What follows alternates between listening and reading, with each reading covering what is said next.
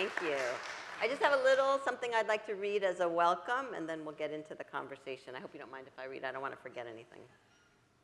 So welcome to the Savannah College of Art and Design award-winning museum. This is the second season of our How Design Live at SCAD lecture series. This is a pre-conference collaboration between How Design Live and SCAD in advance of the big conference, which is coming up May 2nd through 6th in Chicago. My name is Elise Bennin. I run a consulting practice called Marketing Mentor, and I'm also one of the programming partners for How Design Live. Our goal with this series is to introduce students to leading design entrepreneurs and visionaries from the How Design Live speaker lineup. And we've chosen those who have built on their educational foundation and are using their creativity to do something meaningful and that they're passionate about. So today, I am thrilled to welcome James Sommerville. He started as a pavement artist, and I'm sure he'll tell us what that is. And he ran his own world-class design agency for more than 20 years, and today he is the VP of Global Design at the Coca-Cola Company. And we are also very lucky to have with us today Zach Pettit, who is the editor-in-chief of Print Magazine and the content director of both How Magazine and Print. And Zach and I will have a nice little chat with James first, and then we're going to open it up to questions from you. So, you ready? Sure. All right. So, my first question, James, is I'm always curious with designers if there was a moment when you suddenly realized that design existed, that things were designed. So yes, and can you hear? For the benefit, am I loud enough? Can you hear me? Is your mic on? Oh, well, that would help.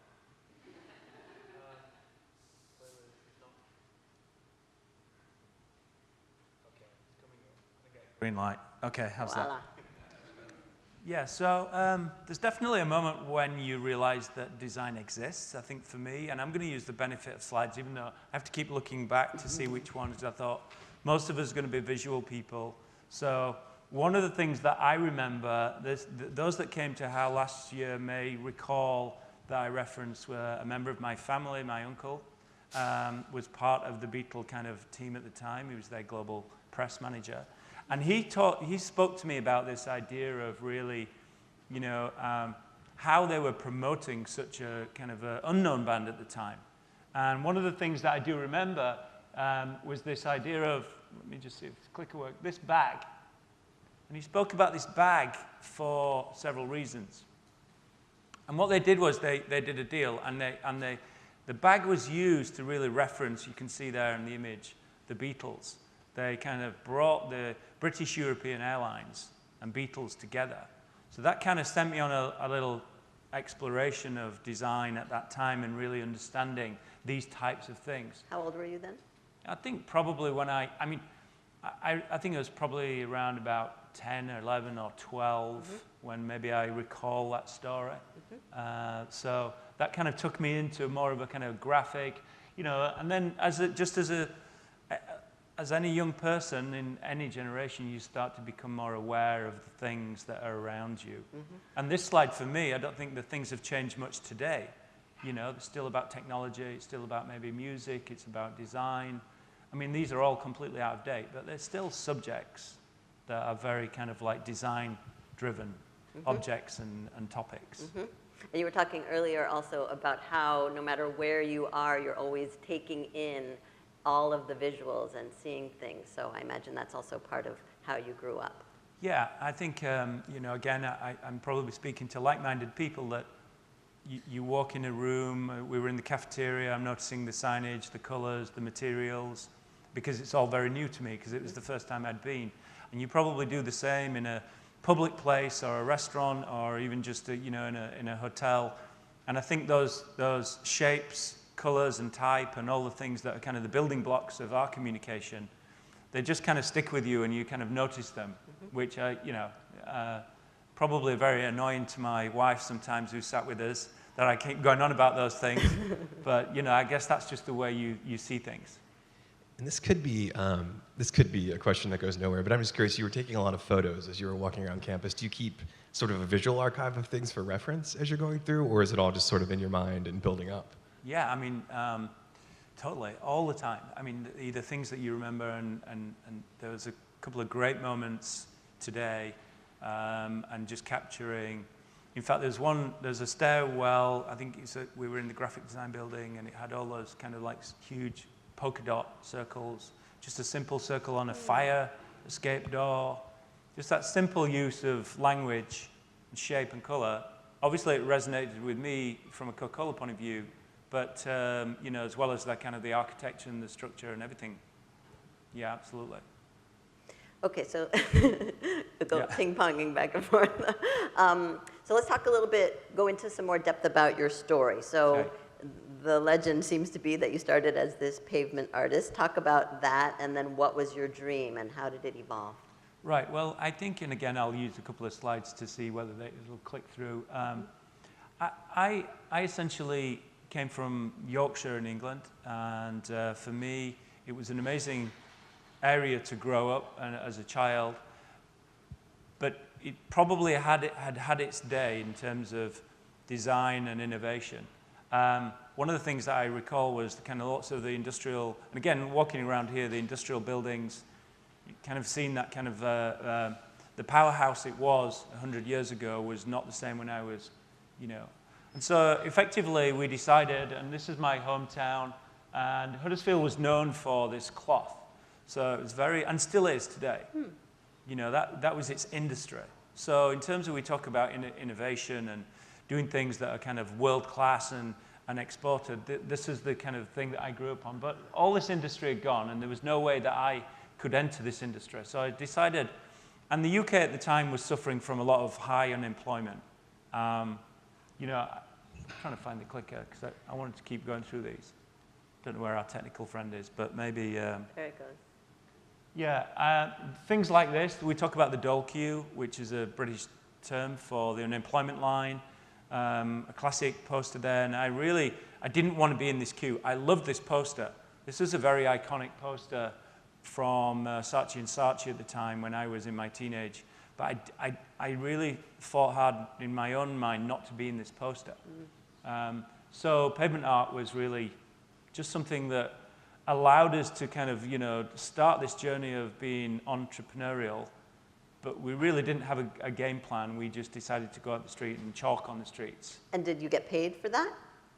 Well, you get paid only by people who would be willing to come up and throw some money in your... I see, okay. Yeah, like busking or Okay. kind of like street art, but certainly, you'd be surprised. I think one of the... When you see someone who's kind of maybe playing an instrument or doing some art and they've got this... The trick is to just keep emptying your tin. That's a very important tip. What people don't realize is you have a huge sack at the back, which is just filling up continuously. And yeah, You're so good. it can be quite lucrative. Really? Yeah. Interesting. Tax-free. Okay. No, I didn't say that. And then was there like a moment of a big break, or what happened? I think the big break was the idea of could we basically come off the street and start a design agency. So the unemployment line was still there. We didn't want to join that, and we thought at some point we need to maybe take our creative talent, which was, you know, fairly raw. We had no business skills at all. We wrote a business plan on half a sheet of paper. And essentially we just thought then that was an opportunity to maybe come indoors and see whether we could actually start a small agency. But really it was only a temporary proposition. We never actually felt that it would grow. We were really just waiting for the unemployment line to go down, and then we'd go get a real job. And coming from where you were from, did you see design at that point as a trade or as an art, in terms of the way that you looked at what you were doing at the time? I think we saw it as a trade. We'd been to art school, so we most definitely knew that there was a commercial side to it. So, and actually, that's probably the thing that attracted us. You know, we were young, you know, ambitious. We wanted to kind of make a living from this. That was my grandma's attic. where we started, so it was all quite, that was after we decorated as well. After. So, including the leak.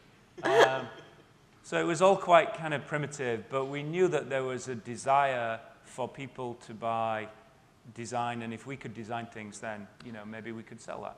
And I want to say, too, that your agency was called Attic, too, right? Right, Yeah. right. And what were some of the first projects that you guys worked on? Well, we were working on this equipment, which was very, you know, when I walk around SCAD today and just see all the amazing kind of spaces you guys have. But we quickly transitioned across, and we were introduced to Apple fairly early, I think in the UK particularly, around about 85. One thing I do remember was there wasn't a printer in the north of England that would print from an Apple. So we had to post our floppy disk to London, and the prints came back a week later. Wow. So, yeah, right. So things like that, obviously, you wouldn't believe happened, but at some point, you know, that would. But we were still excited. When we opened the envelope, it was like we could not believe what this particular piece of equipment could do. So that was really a kind of a big turning point for us as well. And you said that you didn't have any business skills when you started. Right. Which skills are you thinking of? Well, I think when you think of business skills in that sense, you're thinking of maybe financial kind of skills, marketing, although, you know, kind of design is a form of marketing. I think just operational, hiring people, you know, making sure that you have income coming in and what you spend your money on doesn't exceed your income.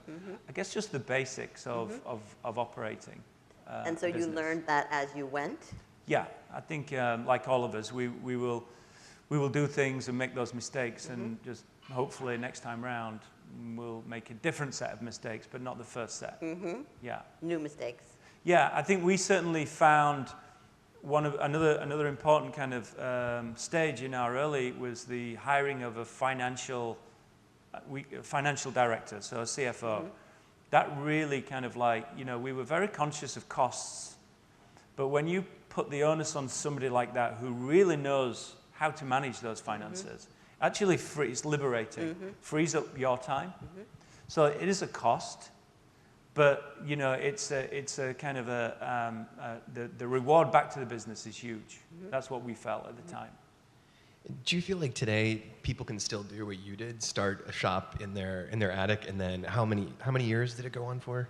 Like 25. Yeah, like 25 years. Do you think that's still possible today? Totally, yeah. I think it's happening every day. I think attics, to me, our attic, the metaphor today might be Starbucks, quite easily. The coffee shop here. The bedroom on a night. It's the same small, you know, space that is low cost. You know, start with basically as little cost as possible, but you're just using your raw talent to reach someone, and hopefully they may buy something from you as a result. And my understanding is that Attic became a world-class agency. So what does that mean, and how did that happen? Was that part of your vision? I'll go back to the Beetle images. So again, I've learned a lot from them, not just the carrying of the bag, but certainly I remember the footage, and you may have all seen it when the Beatles came to the US. So we knew that and we always said if two US designers came to London, people would be talking about them, because that difference in another country, we felt, inspired by music and inspired by bands, could actually attract attention. So we definitely felt that we didn't have a great plan of being global, and we never probably became global. But certainly, if we would go to another exciting land where design is important, and we have a different accent, we dress differently, we have a different background, we may stand out. And so that was definitely part of the thinking when we came over to the US. And my understanding also in that 25 years is that there were 2 recessions, probably more, that you were able to survive. How did you do that? Well, I think there were a couple more on top. There was, I guess whether they were global or certainly in the UK, I think you find that there's some difficult choices to be made. You know, your team generally might have to shrink. Those are tough moments, really, because you let people go. that you've worked with, you've got close with, you've nurtured a culture, you've nurtured a kind of an extended family, and then all of a sudden, beyond your control, you have to make changes that are in your control, but maybe as a result of things that are external. What size was the firm? How big did it grow? Well, each office maybe grew to about between 20 and 40. Okay, And we had so 5 still offices small. at our peak. So we topped 200 or 200 so at any one given time. And it seems like there's also part of the story is that you got this grant from the Prince's Trust. How was that? How did that work? So for those that may not know of the Prince's Trust, which is an amazing charity in the UK, 40 years ago it was started by the Prince of Wales, and he literally walked out into the streets in London and realized that there were so many young people who were, albeit somewhat disadvantaged, but were really struggling in their own life. So he recognized, his foresight to recognize that in the 70s was quite genius, really. That eventually, when he becomes the head of our monarch, then these would be the people of the land, the people of his land in many ways, these young teenagers at the time. So he set on this path to start the Prince's Trust. And for us, when we'd also been trying to, just raise some capital off banks, the banks weren't really that friendly or open to lending to teenagers that had just come out of art school money. So the Prince's Trust really was the only door that was open to us, and we knew nothing about it. And so we received an award of £2,000, which was our kind of startup capital. And we talk a lot, Simon and I talked a lot about it. It wasn't so much about the money, it was about the confidence. All of a sudden, somebody said to us, we trust you guys, Here's £2,000 to go buy some equipment, but we trust that you've got a good idea and we believe in you. So the Prince's Trust, really that's the one thing that they do. They take young people who are somewhat disadvantaged, who've got a great idea, and they trust them, and they allow them to hopefully grow. Nice. In retrospect, looking back to when you were starting out, what do you wish you had known? I don't really wish I'd known much more than I did. I think some people go into business at a later age. And if I go into business now, I know much more than I did when I was 19. I think there's something about being naive, which is actually that molds the business and everything. If you know too much, that's a dangerous thing as well, I think. So I think for people in the room as well who one day aspire to work for themselves and maybe think, well, I'm not experienced and I don't have this financial kind of model or foundation to build on, I think those are the great times as well. Because, I assume most people are still, when I say single, the commitments are not as great. So as you get older into 20s, 30s, 40s, then that responsibility that you will have as adults will become greater. And I think a lot of people, therefore, don't make the leap because of many things. But I think doing it young is the right time to do it. And it seems to me also that more and more these days people go back and forth between self-employment and working for a company and then, collaborating with friends, and then that spins off into something else, right? Right.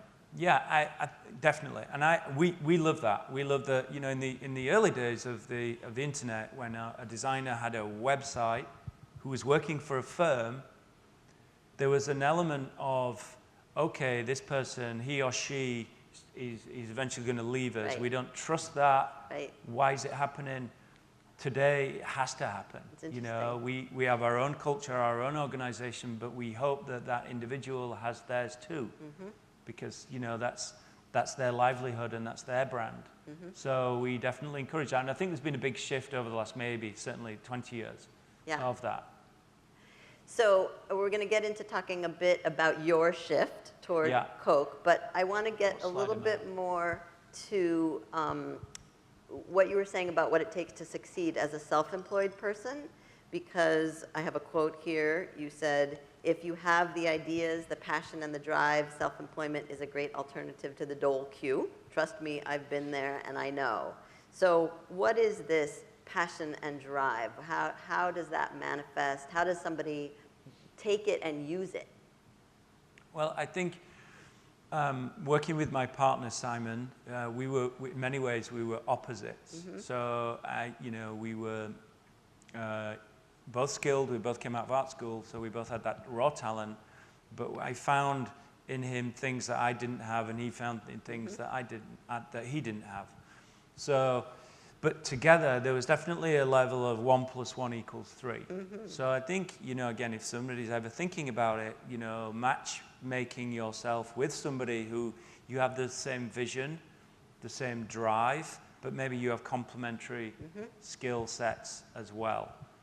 I think by talking through that with somebody who you really kind of trust and believe in, all of a sudden you get this energy and this enthusiasm and this drive to want to succeed by doing great work and building a small but a neat agency and hiring people and just seeing our work out there in, metaphorically in lights, we prayed for the day when we might be in Times Square, in a Piccadilly Circus or something like that, where on a black cab in London, where you really kind of feel like those moments are, very memorable.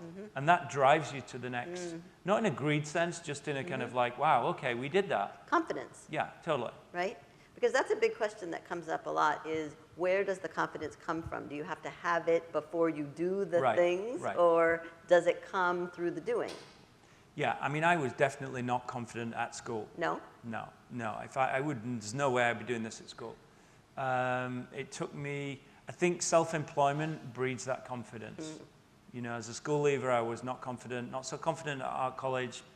And then, 16, 17, 18, start to get a little bit more confident. But certainly self-employment, working for yourself, as one of the byproducts of, the great things, it raises your confidence level, without doubt. So we're talking about some of your big moments and the Piccadilly Circus moment and Times Square. What were some of your big milestones over the years? I think, there were several kind of project-wise. I think when we started to work for MTV, it was a big goal of ours. We'd obviously knew of MTV in the 80s. We went across the mid-90s, and they allowed us to come and visit their studio in Times Square, actually, at the Viacom building. And we walked away with a brief. So that was a real turning point for us. How did you get that meeting? We had another guy who worked with us at the time, Will Travis, who was a genius at making appointments. Had the gift of the gab. Business skills. And yeah, the new business development, and another part of running a successful business is making sure that pipeline of work is still there, and we don't all spend all our time designing because things can kind of dry up. And we all contribute to all that, but certainly Will was the one who put that together. And I think receiving a brief from someone like MTV at the time, I think was huge. Yeah. And others since, project-wise, and people who have grown from the team that we had. I think we maybe have 15 or 18 ex-Attic employees who've got their own shops now. So wow, that's really a testament. Yeah. Whether they're an individual freelancer or a duo or a sizable firm, it's a good feeling. That they learned something that they could use and Right. build on. Yeah. So that's nothing to do with a client or a project or Times Square. It's just a good feeling. Right. So before we move away from Attic, is there anything else you want to share about Attic? I mean, I've touched on the fact that if anybody within the audience feels that one day they would, I definitely think that that's something that you should do. Because what's the worst that could happen? We would, watch that dole queue go down and then go get our real job, which we never finally got. So I think my thought for everybody, if you're even 50%, is just try it. So is the job you have now the real job? It's definitely the real thing. Yeah. I certainly think it's a real job. It's of course a real brand, and there's real responsibility to it. And I'll try and get on a slide that gets to Coke as well, just to kind of, the clicker's not working too well for me. But let me know if it does get to Coke. These are some of the old attic logos. I think, we touched on, we're reminded at Coca-Cola that maybe that we are the 7th generation in charge of the brand. So whilst our background and all the work we did leading up to that, there's a huge responsibility. And we will also hand off to the 8th generation. So that for us is very important, and so it is a real job in that sense. And when you first joined Coke, was it, you were running your own shop, so were you nervous to sort of give up control to a larger entity? I guess, what was it like to go from your own shop to going somewhere where you were just directly in-house? Yeah, well, in between, when we sold Attic to Dentsu, so Dentsu was a large agency. So it was kind of like a bridge between the small shop that we were, and then we became part of this larger family. And that was quite an educational 2 or 3 years. And that, in many ways, prepared me for then making the leap towards Coca-Cola. So it wasn't such a... From Attic to Coca, that was David and Goliath. But with Dentsu in between, it just helped kind of with the steps. So, so let's talk about your job now at Coke. What exactly are you doing, and how? I imagine part of what they wanted was to bring what you were doing at Attic over to Coke. So what exactly was that intention? Well, I think Coke is a great organization for identifying maybe things that they don't currently have, but that could benefit. In my case, I think, they recognized that maybe they wanted to bring some outside thinking to the organization. And there are several people there that similar to me. So it can very easily become this kind of, corporate kind of landscape. But the great thing about Coke is it's always injecting with new people, and we do this today. We look for people who are not necessarily from, let's say, the Coca-Cola world. In fact, an ex-SCAD tutor in Atlanta, I just hired, and he's amazing. And the reason we hired him is because he's not an agency guy. He's not a corporate Coca-Cola FMCG guy. He's from the academic world, but he brings a whole new dimension, and that's Henry Kim. And so therefore, I think there's a pattern of us trying to find people not like-minded in our kind of passion, but not in our resume, if that makes sense. Sort of the testament to the power of the outsider in looking at the brand. Yeah, absolutely. And I think that's where the ideas start to kind of really grow from. I think a lot of people would be curious too, how, when you're working with a brand as not to be cliche, it's not as classic as Coke is, how do you keep it fresh? How do you keep it relevant? And sort of, how do you mitigate that design challenge? Yeah, no, that's a great question. I think, obviously, with the product's never changed. So how does, and the generations before me, how do they keep kind of creating a narrative around something that never changes? I think that's the challenge we face every day. So we know that the holiday will come around in December, and there'll be another World Cup or another Olympics, and in other parts of the world, there'll be Ramadan annually, and we kind of play a role in all those kind of events, but we have to ensure that we create something that's very different each time, even though it's the same story. So, Coca-Cola is a great storyteller, but ultimately, I think the product itself has allowed it to survive that long as well.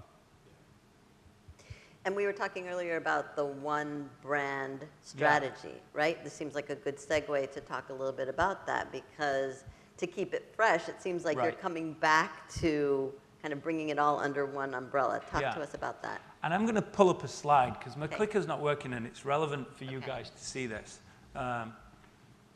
So what I'd like to do is share with you some of this one brand work, which ultimately is, I think, both a strategic and a kind of creative challenge. So let me go to this and play it from here. So not so long ago, that's how Coca-Cola looked on the left. You know, as you can see, you probably recognize them, no doubt. We quickly moved it to this. We just kind of rotated the script, you know, cleaned up maybe some of the kind of noise around it. And so it's somewhat of an improvement, we thought. But ultimately, what we were doing, Coke has been really successful at building sub-brands. So Coke Zero is a sub-brand. Diet Coke or Coca-Cola Light, depending on which market you're in, and now Coca-Cola Life. So they're amazing at building these sub-brands. And one of the things that we were very conscious of is, let's say in 15 or 20 or 25 years from now, we'll just keep building these sub-brands. Then there'll be you know, a coffee-colored one or a gold one and a pink one, and all of a sudden, you just keep adding more and more colors. So what you're actually doing is diluting the core equity in the red. So strategically, you know, what we came up with is this, what we call the one-brand strategy. The first one that we tested in Spain, actually, for many reasons, we didn't like. We didn't like the design. We thought it was untidy. We thought it was not very iconic as we like to be at Coca-Cola. And so obviously just this hint of black and silver and green was telling you that it was zero. There were certainly things that did not work in testing. You know, we're adding colors on the top, just made it really fussy. When you place the variant name on a red, when you see zero on red, it's like reading black on red. It doesn't compute from a consumer's point of view. And the variant colors at the base didn't work either. We have this thing called the air hostess or air steward test. So you imagine you're on the plane, and he or she is pushing the trolley down, and they're asking you if you'd like a drink, and you ask for a Coke. And so they're looking from the top down. They pull the drawer. They've got literally like 5 seconds to serve you before they get to the next. So again, if the zero-ness is kind of too low down, or the light or the green, you know, you'll never see it. So, but the one thing that was really successful in testing was using the red for the script for all of the, or white script on a red background. So we knew that the consumers liked that. So there was a very strong strategic reason why we should really unpack this and really build then. So we liked that. Now we need to make it, in our words, kind of more iconic. We were really struck by some of our archive material. I mean, this is, you know, well, you can see the date. So this red circle has been part of our history for many years. And this was just one shot we did of our red disc. But you can kind of see the cropping of it became then, for us, this circle that could grow, shrink, move to the left, move to the right, depending on the market and depending on the brand. So that effectively what that red disc does now, and when it was first invented in the 30s, it was a beacon on stores. It said on the front of a store, this is where you're going to buy a real Coca-Cola, because there's lots of copycat brands. And that's exactly how we're using it today. Effectively, we're saying this is a real Coca-Cola. But, you know, one day all these packs will be red. And then when you see how the red disc itself becomes then a mechanism, and lots of different interpretations of that as well, and how we'll bring that into some of our industrial design, as well as our kind of graphic design and things like that. Can I ask a question, James? This is like the stairs, actually, that I walked down. Yeah, it is. It was a great... So when we're looking at those cans, how long from start to finish was that process when you were sort of trying to figure out the design of the cans? Well, we tested in market for a year. So I think the amazing thing about an organization like Coca-Cola is quite often you'll do testing in focus groups, and you make a decision and then you launch. Coca-Cola has the confidence to test a design in market. So there's nothing more real than finding out from the consumer, you know, who are actually paying for it or not. So if you take that into consideration, all in maybe 2 years. Seems like that style of working would be great feedback, but also somewhat terrifying. Definitely terrifying. And 2 years is quite quick, I think. You know, because if you think about the production process to bring new packs to market, that in itself has a long lead time. So that's pretty rapid, I think, for us. Yeah. So I have kind of a combo question. I want to ask, how you define design, big D, little d, whatever your definition is, and when you came to Coke and you brought this attic perspective, what changes have you been making within it, within the organization, in the context of design and your definition of design? Yeah, I think I put my commercial hat on and say I think cap D or small d. I think there's obviously, I think people immediately go to the aesthetic of a design and how it looks. But I think what we try and do is think in a much more holistic, kind of more business system manner. I mean, somebody may like this or not, but where is it used? How is it used? Who will be using it? And how can it kind of go beyond just being an image on a screen? So I think design goes beyond just the aesthetics. It has to be kind of like systemized in that sense, as well as it looking like a great piece of work. I think the way that we've rewired design at Coca-Cola is turn it into much more of an in-house team. I think prior to 2013, there were some great design managers. What we have now is great designers and project managers. And there's a total difference between those two statements. A designer, like anybody in the room who then becomes a project manager, we were not wired to fulfill that job. A project manager or an account manager in an agency, an account director, working hand in hand with a designer, to me, is the best combination. I don't think we can be a jack of all trades. We can do different design disciplines, but I think when it comes to the more analytical side, then introducing that to Coca-Cola was a huge shift. And do you feel like, so it's happening at Coke, but do you feel like there's a great respect for design happening at other companies? In other words, are people at the corporate level sort of starting to get it more and more? Yeah, I mean, we're probably all reading the same material. I think the design conversation has risen specifically over the last 10 years. More than my first 20 years, you know, if I've been 30 years since I left art school. I guess I think it's great for everybody who chose to be a designer in the future. I think you guys, there'll be more and more responsibility on you as being leaders wherever you are in the agency or on the client side, having strategic input.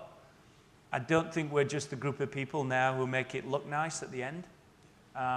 You know, we're much earlier in the conversation. And I would say that design, even though you may be studying graphic design or other forms of design, industrial design, you are effectively problem solvers.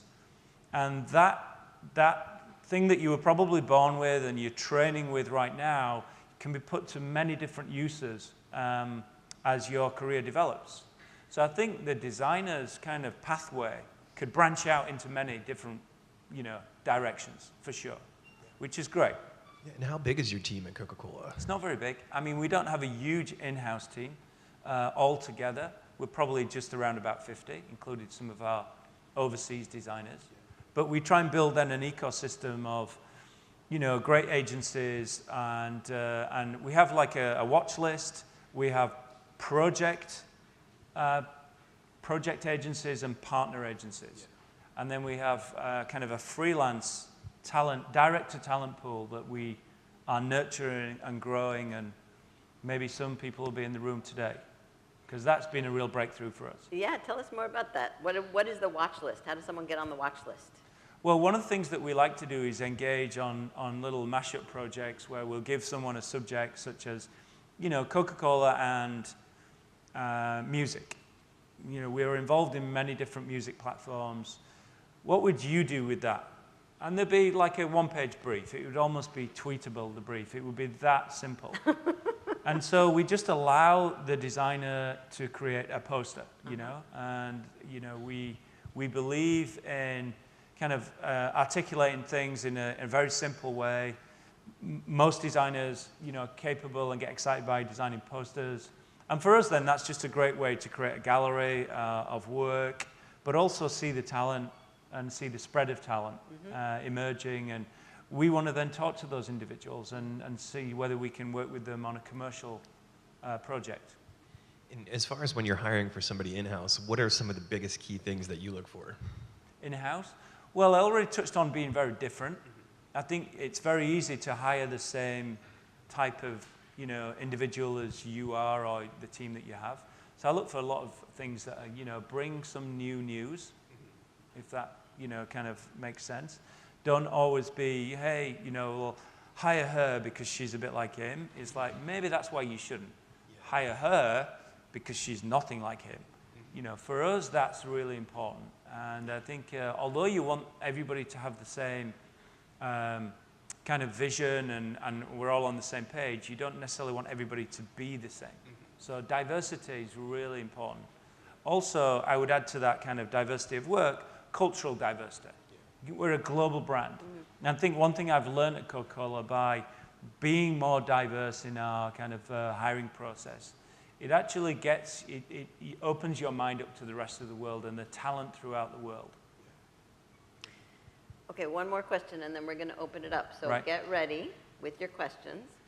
But along these lines, one of the ongoing conversations that Jason and I have has to do with portfolio presentation and description of process so that you understand how a person got to the design solution. So how do you handle that in your own hiring process? I think the process is probably for me, if you could split it down to 75% process and then just show us the end work, but don't spend too long on that. I think it's more important to show the process, without doubt. And so what is the most effective way people can show the process? Do they need to be really good speakers and presenters and articulate, good writers? I think it's more about the thought process in the sense of not everybody, and I certainly wasn't and am, a great speaker or a great writer.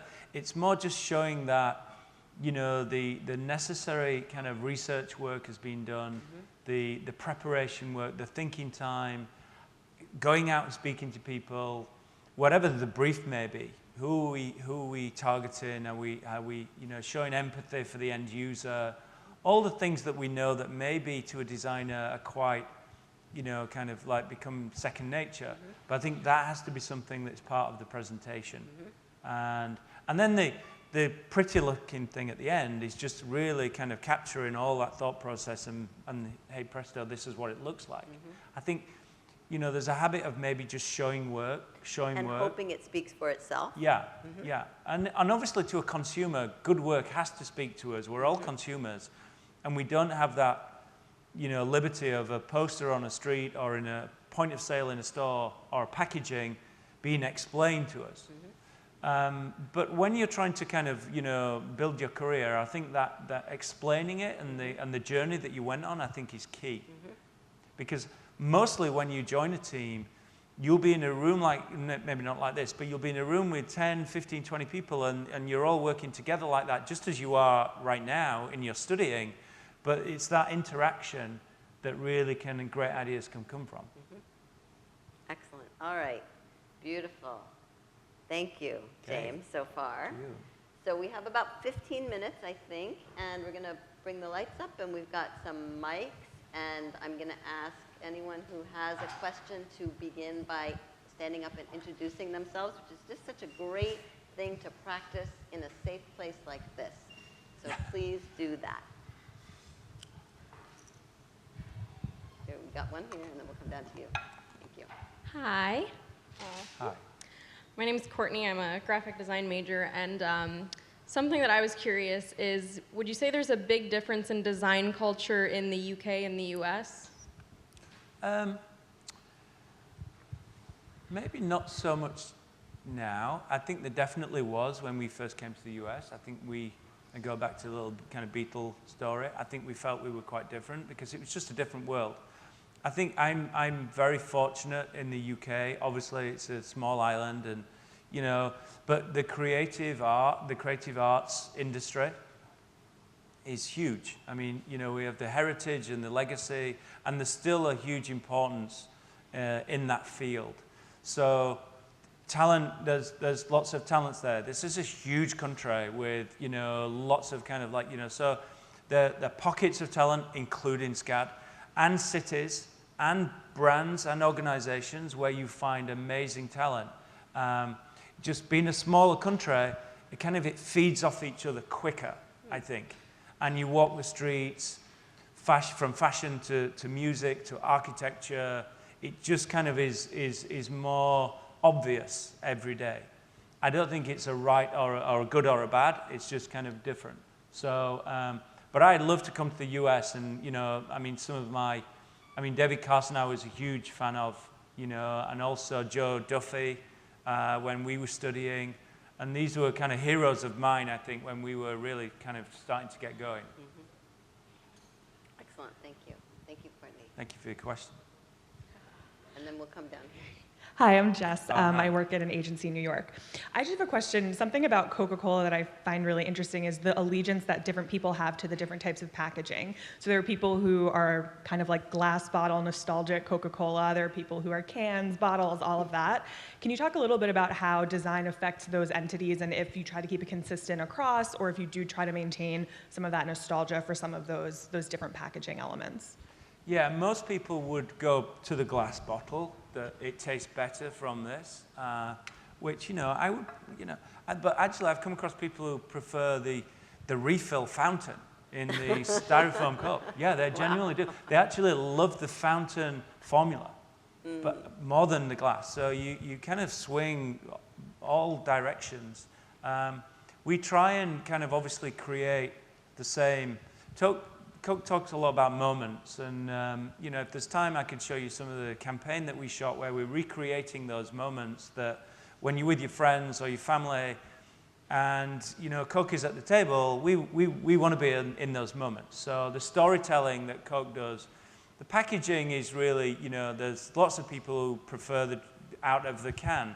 So the can and the Alu bottle, it's effectively the same material, but people are like, oh no, I prefer it out of the Alu bottle.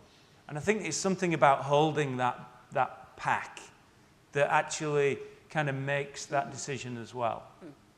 So whilst we don't want to kind of judge, because it's all good, we do recognize that, we have to serve the same drink in different packs.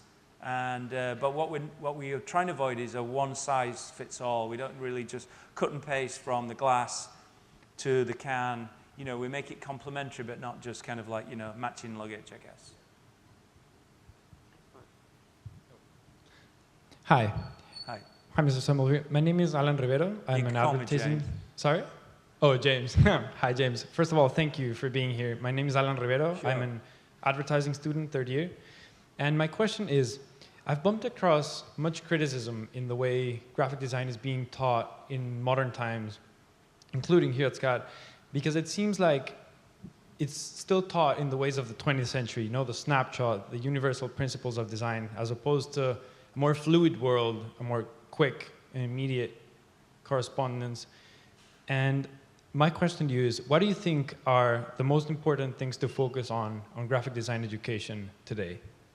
Yeah, I think it's a great question, and I do think some of those traditional building blocks that we may say are out of date, given the world we live in and the technology that we have at our fingertips, are still really important. Just getting the basic foundational elements in place. And that might be, form, grids, type, as a graphic designer, color, content, how it all kind of fits together. Sure, we live in a world that is much more fluid and we can change it just like that. It's no big deal. Well, that didn't work. And we love that kind of iterative approach, and nothing's ever finished, everything's work in progress. So I think that's a great world to be in. But I also think your kind of just understanding of the basics are going to be really important, because eventually, when you're, in your career, you will have to probably sell your work to some senior leaders in an organization, or a client if you're pitching. And they're maybe not as fluid in that design sense as you are or we are. They need help in explaining why you did this, why you did that. So you also need to be able to articulate why this font, why is this grid like this, why did I do that and why did I not do that?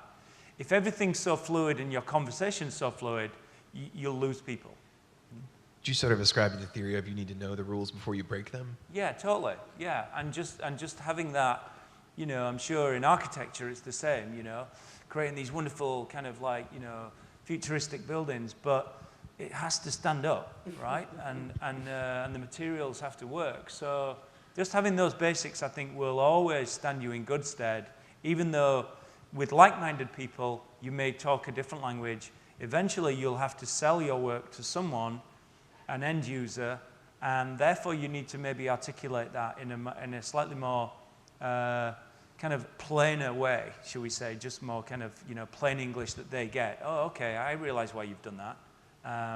So I would definitely say don't ignore the past, but maybe, you know, and then mold it to your own way.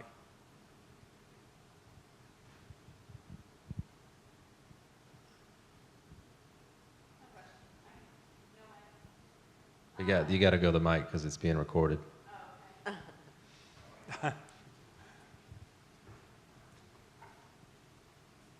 My name is Savannah. I'm a sophomore graphic design, and I was wondering, with such a large brand and such a large audience, do you ever feel doubt in your distinction or your design direction? And if so, how do you deal with that? My design direction? Yes. Do I doubt it? Yes. No. And I think, I don't know whether that's an age or a confidence or an understanding of my brand. I spend a lot of time really researching the past of Coca-Cola and the multiple brands. It's not just Coca-Cola. But I think once you get to a point where you really understand that, your confidence grows. And I think, you know, it's a balance of, we have this kind of theory of, you know, 70, 20, 10. You know, so just kind of hold on to those numbers, that 70% of what we do next year, we did last year, and we know it works. 20%, maybe we're going to kind of push it out a little bit further, and 10%, we have no idea whether this will work, and it's a huge risk. But eventually that 10% becomes your 70%. You'll mold it in the second year or the third year. And we have to be brave to make those decisions in the 20 and the 10%. You know, otherwise we just end up repeating ourselves. But I'm totally confident in, you know, I think part of my job and your job will be to push your organization, your brands that you work on into new spaces. And you have to have a level of confidence to do that. Because if you're not confident, they become very scared. Mm-hmm. They being the client, they being the agency, they being your creative director that you're pitching an idea into. So I think that people believe in everything. They look at your work, but they believe when you say, this is right. And they're looking for that. They're totally looking for it. Yeah. It's no different to putting your arm around someone, but if you don't tell them that you love them, it's not the same. Mm. You have to verbalize it and be confident about it. Mm-hmm. So there's confidence, but do you also allow yourself sort of a freedom to fail that gets rolled into that? Yeah, there's definitely a feeling inside that, okay, it might not work, but we will know next time if it does or it doesn't. And even then it's worked because you've learned something from that. The split one, the Spain one, didn't work, but it took us to a new space. Yeah. So it did work. Sure. Right? Anyone else? We have a couple right there.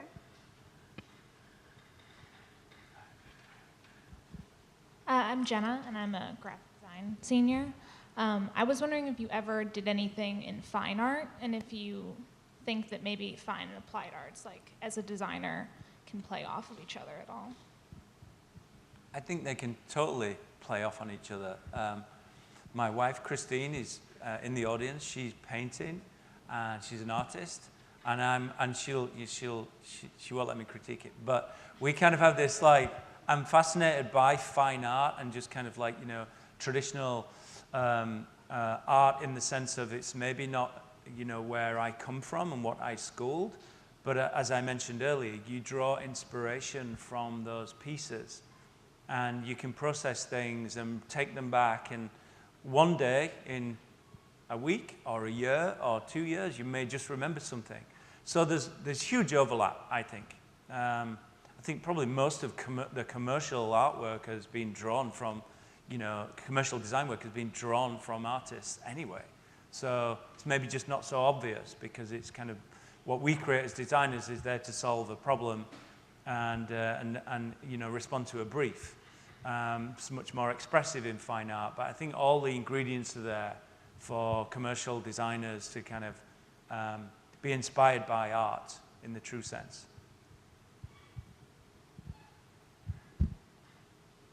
Hello, my name is Elise, and I'm a sophomore motion media designer. My question to you is that you mentioned that within your design team, you have project managers and you have designers. My question is for the individual projects, what is the work environment like? Is it more of a pipeline where the designers are each designed to do a specific task within the project, or is it more of like a collaborative, all-encompassing, everybody working together towards the same goal situation? Yeah, I mean, most of our designers have dedicated projects, but also at the same time, we really encourage input from people who are maybe not working on that project. So what we'd call a design lead and a project manager lead, so their responsibility is to deliver that project, but not in silos, not in kind of just those two. He's really, especially in the beginning, we'll start very wide and there'll be kind of much wider group sessions where we're brainstorming and ideas are coming in from everywhere. But their role then is to maybe kind of filter those ideas down, take them, then engage with an agency or several agencies, bring that work in, and then share it back with the team. So it's a constant kind of flow between groups. Whilst there's collaboration, there's also ownability. And, because that ownability is important training as well.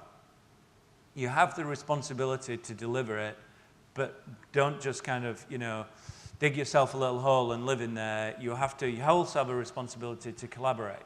So the answer's both, really. And each designer works in different ways. They will hold sessions where, as the design lead, they want to bring everyone in a room. Others will just go from desk to desk, that way. Others might post things online, on Pinterest. We use social media a lot, especially when we're not all connected and people are traveling. We have this thing where we'll use Pinterest as a Pinterest point of view, and there'll be a private board, and we'll all start dumping things in. It's just different ways for us to kind of come together when we're not physically all together. Interesting. One more question. Who wants to have the last question? Yeah. Hi, my name's Louis Baker. I teach here, and I have a question for you regarding teams. You've led many teams and continue to. If you were to create a list of rules that your team members had to follow, what would be the top 2 rules on your list? Rule number 1, no rules. Rule number 2, read rule number 1. I don't think we've been super strong at having rules, to be honest. I think, you mentioned earlier, you need to know the rules to break the rules. I think designers, the last thing we need to do is chain them down with too many rules. I think, in business, there are enough rules out there, and in life, that we all have to abide by. But I think from a creative point of view, I would definitely try and minimize those rules. Not that anything goes, it has to be strategic and deliver on a brief and be, commercially viable. But at the same time, we don't want people to kind of we're not there to over-direct people and tell them what to do and what not to do. And I think our leadership style is definitely about kind of allowing that talent to flower. And if they want to kind of go off in this other direction, which we feel maybe a little bit kind of off-brief, just let them go play there and, and bring it back. And actually, that's where discovery really happens, so you can really find some gems by doing that. If you have too many rules, then they will never go there because they're not allowed, and the individuals concerned will all get frustrated because they've got different ideas, and therefore the relationship probably won't last. Beautiful. All right, so I have a few thank yous. I want to thank James and your team for making it possible for you to be here. And I want to thank the team at SCAD, the deans, Rojas and Dean Fisher, and Jason and Terry and the IT team up there, thank you for making this all possible. And the How Design Live team and Zach for joining us today. That was great. And I thank you all for your attention, and I hope you learned a little something. And we'll see you next time. And I would like to say thank you.